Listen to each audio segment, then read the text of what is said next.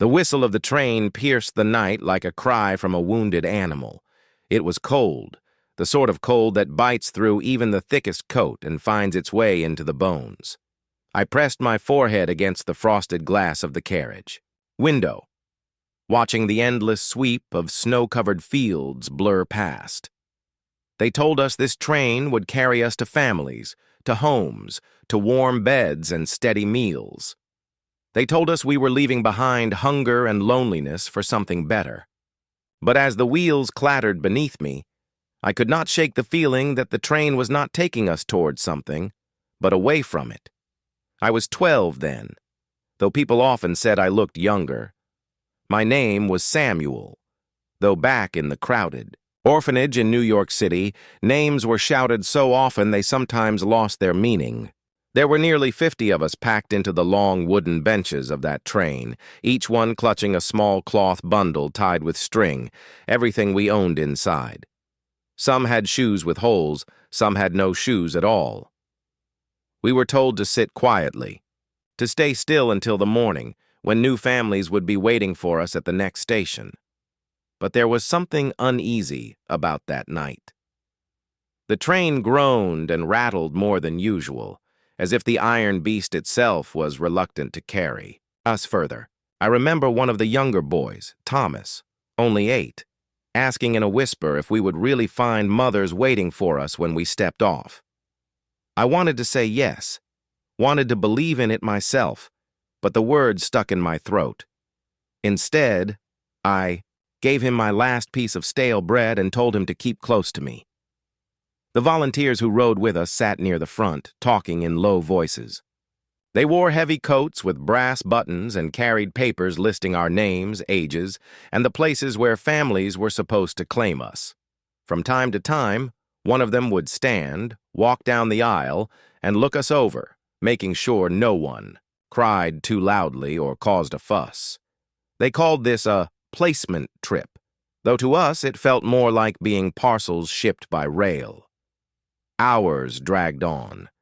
The night deepened.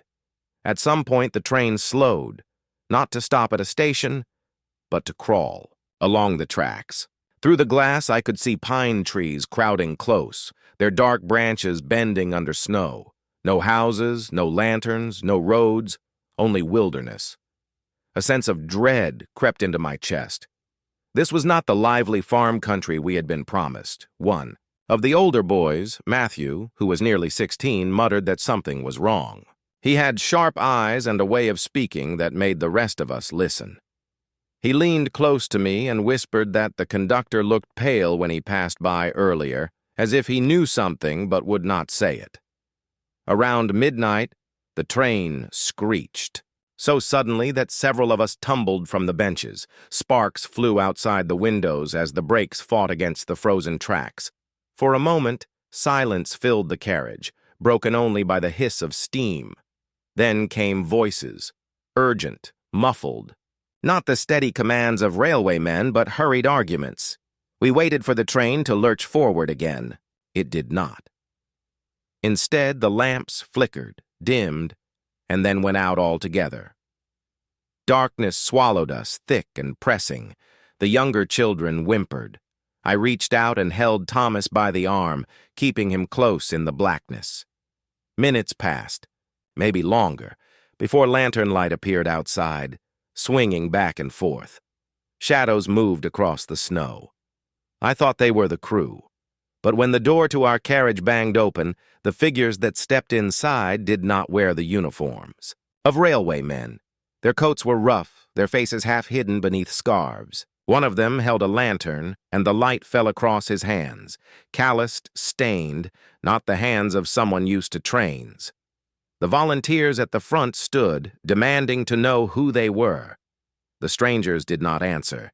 Instead, they spoke, quietly among themselves, glancing down the rows of us children as though choosing livestock at a market. My stomach clenched. The older boy, Matthew, tensed beside me. "These ain't families," he muttered under his breath.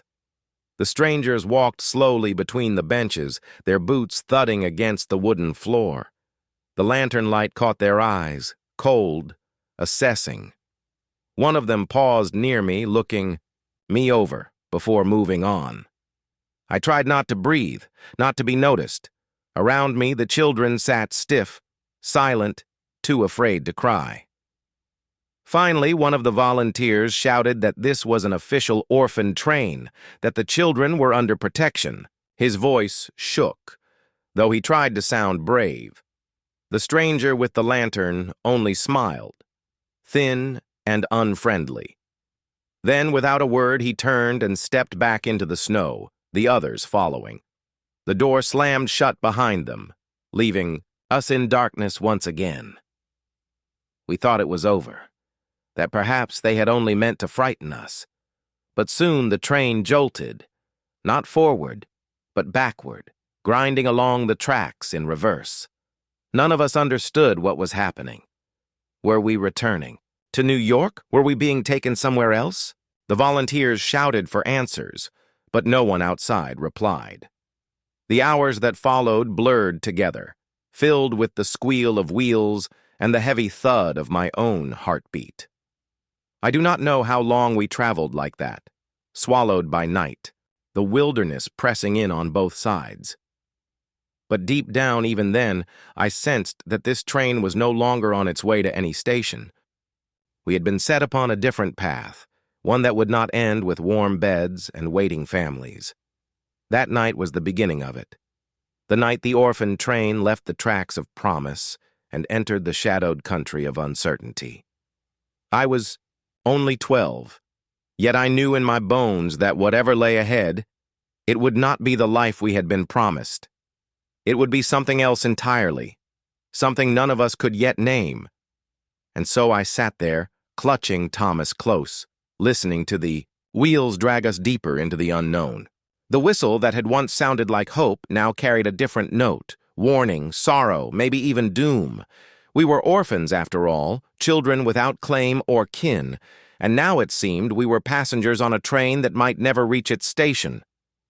When dawn finally came, it did not feel like morning at all. The light was gray, heavy, almost bruised, as if the sun itself had hesitated to rise. I rubbed the frost from the window with the heel of my hand, expecting to see a town, a station, maybe even families waiting with open arms. Instead, I saw only trees. Endless, towering pines stretching in every direction, their trunks dark with sap and their branches thick with snow. The train was still moving, but slowly, almost uncertainly, as though it were searching for a way forward. None of us could remember when it had last stopped at a real station. The volunteers paced the aisle, whispering to one another. Their papers, so neat and official when we boarded in New York, now seemed useless. Names and destinations scrawled in ink meant nothing if there were no towns, no families, no one waiting. Thomas tugged on my sleeve, his eyes wide. "Samuel, are we lost?" I wanted to tell him no. I wanted to tell him the train always knew where it was going. But the truth pressed heavy on my chest. "I don't know," I whispered. Matthew, the older boy, leaned forward from the bench behind us. "We're not just lost," he muttered. "We've been taken off the line." The words made my stomach twist. I had heard stories back in the orphanage. Rumors of children who were sent west but never arrived, trains that vanished in the wilderness. We never knew if those tales were true or just the inventions of frightened boys. But now, staring at the endless forest, I could not dismiss them. Hours dragged on. The volunteers tried to keep us calm, passing out the last of the hard biscuits and tin cups of water. But their eyes betrayed them. They were frightened too. One of them, a young man with a thin mustache, kept glancing out the window as though searching for something or someone lurking in the trees. By midday, the train slowed again and came to a shuddering halt. We waited for the conductor's familiar call, but none came. Instead, silence pressed in from all sides, broken only by the soft hiss of steam. The door creaked open, letting in a blast of icy air. The volunteers stepped out to speak with the crew, leaving us children alone. Minutes passed, then more. The younger ones began to fidget, whispering, asking questions none of us could answer.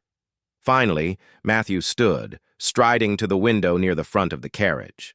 He pressed his face against the glass, then cursed under his breath. "What is it?" I asked. "They're gone," he said. I rushed to join him. Outside, the crew, the volunteers, even the lantern men from the night before. They were nowhere to be seen. Only the empty clearing remained, the train sitting like a stranded beast in the snow. The realization spread quickly through the carriage. Panic bubbled up. Some of the younger children cried openly, calling for the adults. Others sat frozen, too stunned to move. I tried to steady Thomas, who clung to my arm so tightly it hurt. Matthew turned to the rest of us, his voice low but firm. "Listen, they've left us. Maybe they'll come back, maybe they won't. But we can't just sit here waiting. If this train is abandoned, we'll starve before anyone finds us." His words struck hard. The bread was gone, the water nearly finished. The thought of endless trees swallowing us whole sent a shiver down my spine. We argued for hours, our voices bouncing off the wooden walls. Some wanted to stay, believing the adults would return.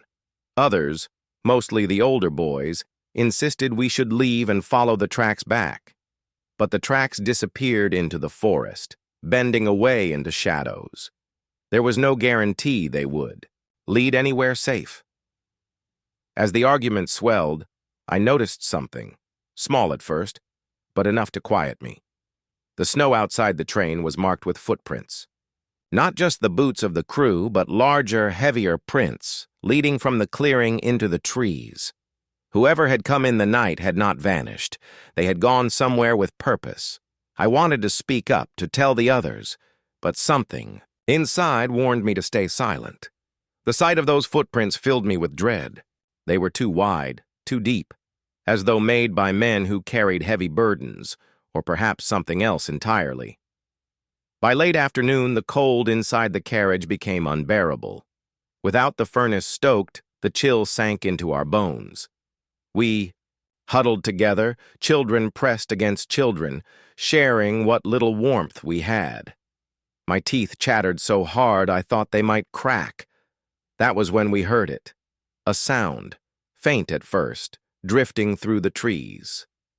Not the whistle of a train, not the call of a bird, but something slower, stranger.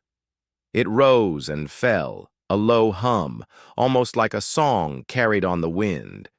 Every head in the carriage turned. The younger ones clutched at us older boys, eyes wide, with fear. The sound grew closer, winding its way through the forest. Then, just as suddenly as it began, it stopped. The silence that followed was worse than the song itself, pressing down on us until we could hardly breathe. Matthew clenched, his fists.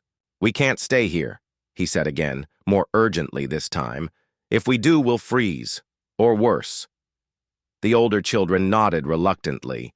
Plans were made in hushed voices. At dawn, a group would set out, following the tracks, searching. For a town, a station, anything. The younger ones, including Thomas and me, would remain with the train. It was safer, they said. That night was the longest of my life.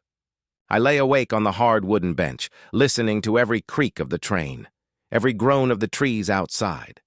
The strange song did not return, but the memory of it stayed lodged in my ears, an echo I could not shake. Before dawn, I woke to find Matthew crouched near the door, tying strips of cloth around his boots for warmth. He glanced up at me and gave a grim smile. "You keep the little ones safe, Samuel," he whispered. "We'll bring back help." Then, with 3 others, he slipped into the pale morning light and disappeared down the tracks. The rest of us, pressed against the windows, watching them grow smaller, their figures swallowed by the forest.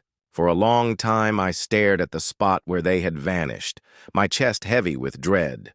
I wanted to believe they would return. I wanted to believe this nightmare would end. But deep down, I already knew. The orphan train had been abandoned, left to rot in the wilderness. and those who stepped away from it might never find their way back. That was the morning I realized the truth. We were not passengers anymore. We were survivors, children alone in a forest that did not want us. And the train that was supposed to save us had instead become our prison. The forest swallowed them. I stood at the window long after Matthew and the others had disappeared down the tracks, staring at the place where their shapes had vanished between the trees. Thomas leaned against me, his small hands pressed to the glass, fogging it with his breath. "Will they come back?" he asked. I wanted to say yes. I wanted to tell him Matthew was clever, that he always knew what to do, that he had the kind of sharp eyes that could find a path even in the deepest snow. But the words caught in my throat. Instead, I whispered, "We'll see." The hours dragged by. The sun climbed weakly above the treetops, then began its slow fall again. Inside the train, our breath clouded in the air. The wooden benches were hard, the floor colder still. The little ones whimpered, asking for food, for water, for the warmth of the furnace that no longer burned. I did my best to keep them calm. We bundled together, sharing thin blankets, rubbing hands for warmth. I told Thomas stories of the city, of the bakery near the orphanage that sometimes gave away stale rolls at night, of the pigeons that gathered in the park, fat and fearless. The stories kept his eyes from filling with tears, at least for a while. But as the sky dimmed, unease spread through the carriage. No sign of Matthew, no sound of footsteps returning along the tracks. The older children muttered to one another, worry sharpening their voices. The younger ones grew restless, and I could not shake the image of the heavy footprints I had seen in the snow the day before, leading into the trees. When darkness fell, the forest seemed to press closer. The windows reflected only our pale, frightened faces. Every creak of the train made us jump. And then, sometime past midnight, the sound returned, the low humming, that strange song. It drifted through the trees, soft at first, then louder, circling the clearing like a predator. The notes rose and fell without words, but carried something, older than language. A lullaby, maybe, or a warning. The little ones buried their faces against my shoulder. Thomas clutched my arm so tightly my fingers went numb. The humming moved closer, so close I could almost feel it vibrating through the wood of the carriage. Then it stopped, sudden and sharp, leaving the silence ringing in my ears. And that was when we heard the footsteps, slow, heavy, crunching through the snow just outside. They circled the train once, twice, the sound of boots dragging against the frozen ground. None of us dared to move. Even the smallest children held their breath. I pressed my palm over Thomas's mouth to keep him silent. The footsteps paused at the door. A shadow fell across the crack. My heart hammered so hard I thought it might break through my ribs. But the door did not open. After a long, terrible moment, the steps moved away, fading into the trees. Only then did we breathe again. The night stretched on, sleepless and endless. We huddled together, waiting for dawn, praying for Matthew to return. But when morning came, the tracks outside were empty. No sign of him, no sign of any of them. Only the prints of the night visitors remained, circling like wolves. The children were too hungry to wait any longer. By midday, even the older ones admitted what we had all begun to fear. Matthew and the others were not coming back. Whether they had lost their way or been taken by whatever haunted these woods, we would never know. The decision was made.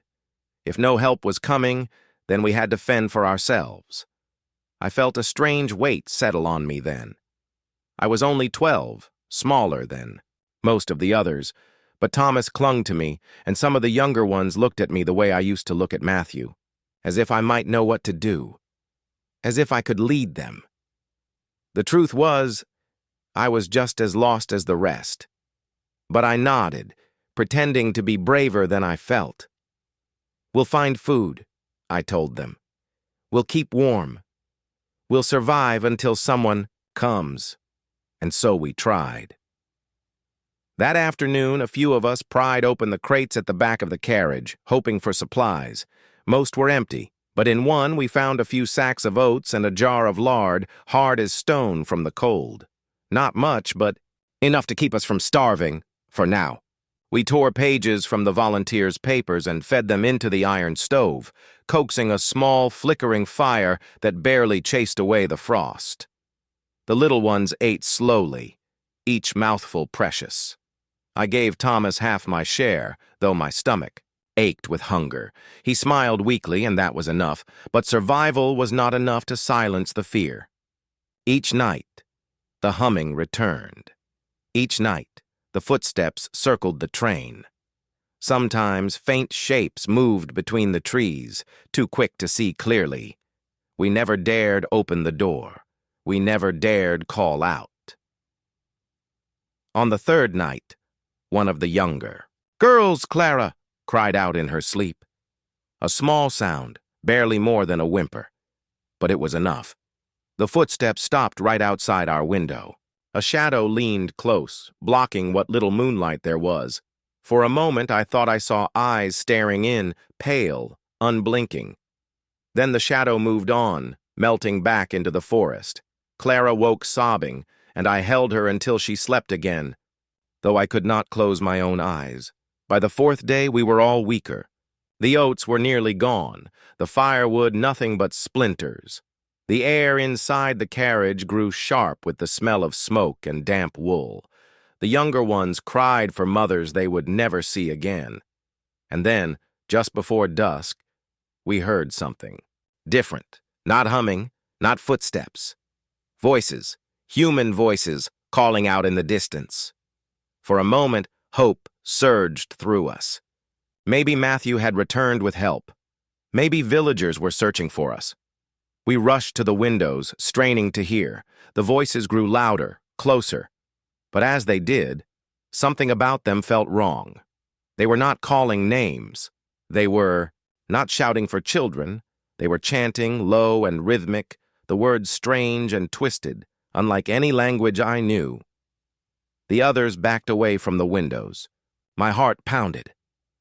The sound of chanting rose, filling the clearing, wrapping around the train like a rope, and in that moment I knew whatever walked in these woods was not here to save us. It was here to keep us, and the train that was supposed to carry us to new lives had become bait in a trap we did not understand. The sound of the chanting carried through the trees, rising and falling like the tide, each syllable long and drawn out. It was not English, not any tongue I had ever heard, and yet it made the hair stand on the back of my neck as if some part of me, deep and ancient, understood.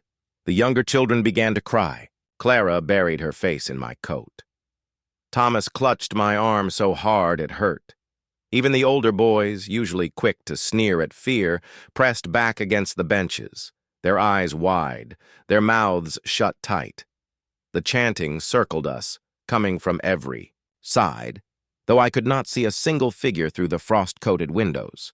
The voices grew louder, sharper, until it felt as if the very trees were joining in, their branches groaning under the weight of snow, echoing the strange rhythm.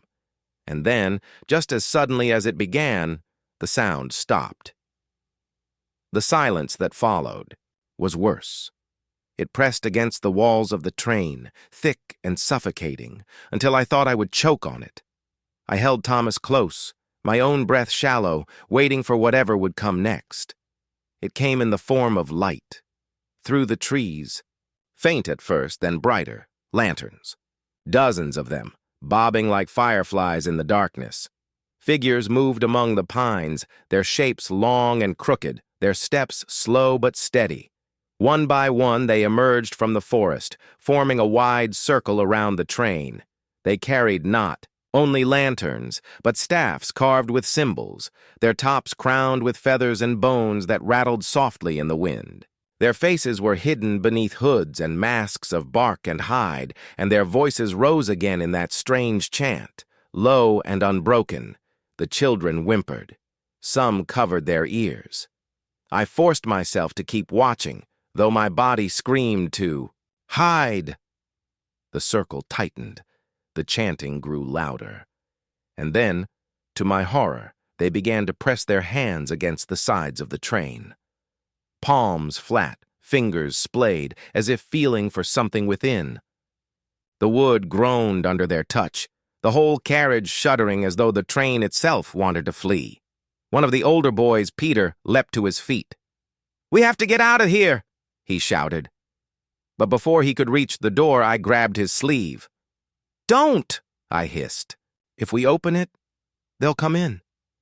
He froze, torn between panic and reason. In the end, he sank back onto the bench, trembling. The chanting went on for what felt like hours, a ceaseless tide of sound. My ears rang, my head throbbed. Some of the little ones fell into fitful sleep, whimpering even as they dreamed. Thomas clung to me until his eyes finally closed, his body shivering against mine.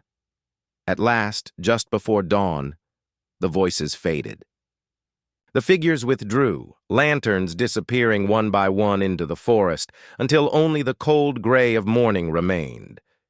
We sat in silence, too stunned to speak, too afraid to believe it was truly over. That day, none of us had the strength to argue or plan. We stayed huddled in the train, eating the last handful of oats, sipping melted snow from tin cups. The fire had long since died. The iron stove nothing but a hollow shell of ash. Our breaths hung in the air like smoke. I kept watch at the window, but the forest stood still, silent, as if nothing had ever stirred within it. It was Clara who broke the silence at last.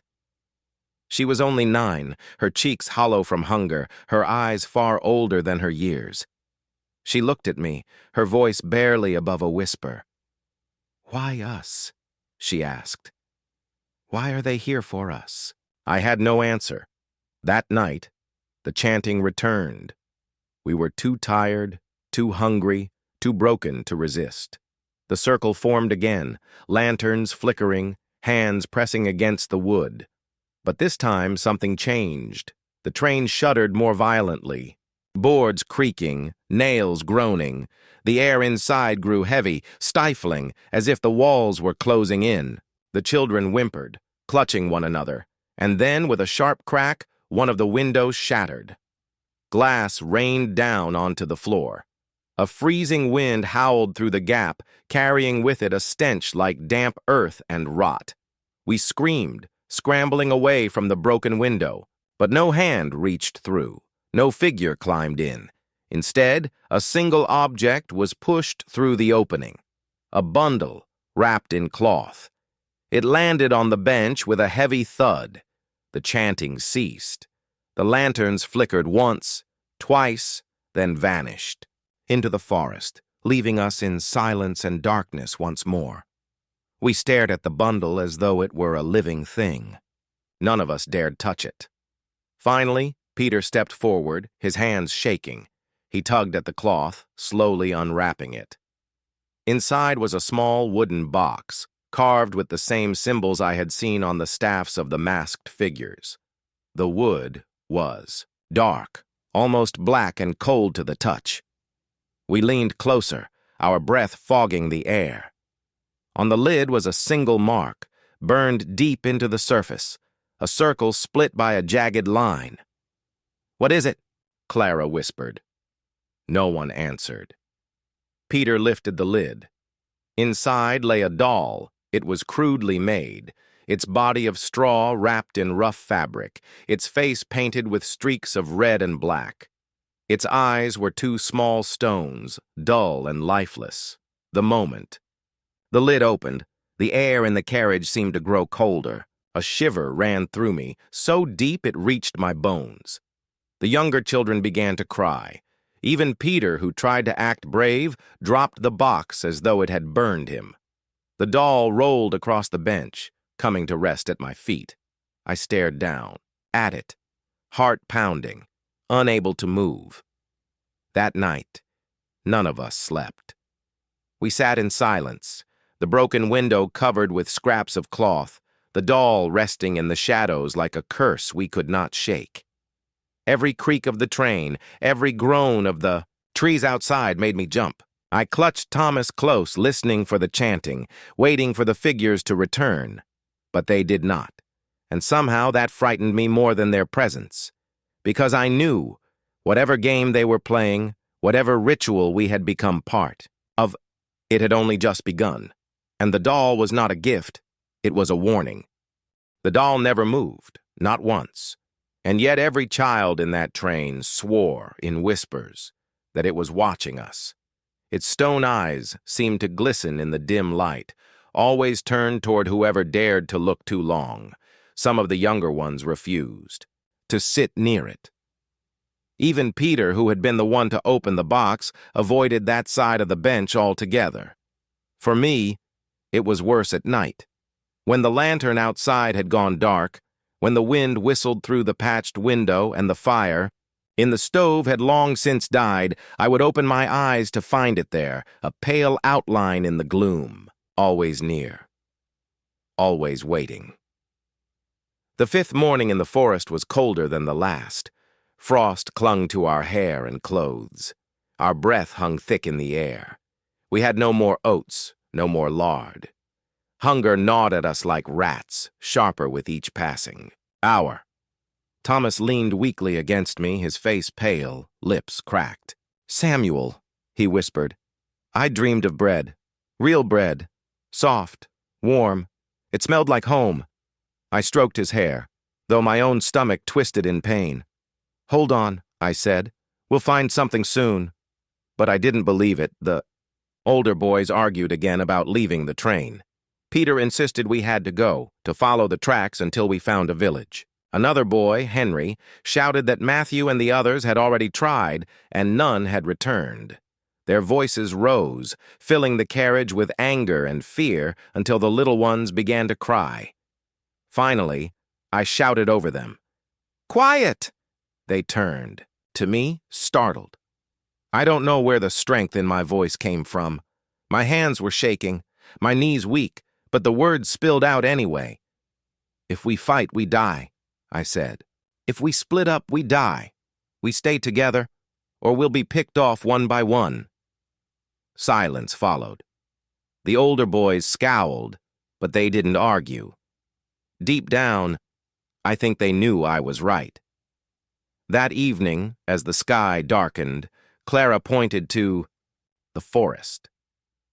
"Look," she whispered. Through the trees, faint glimmers of light. Lanterns again.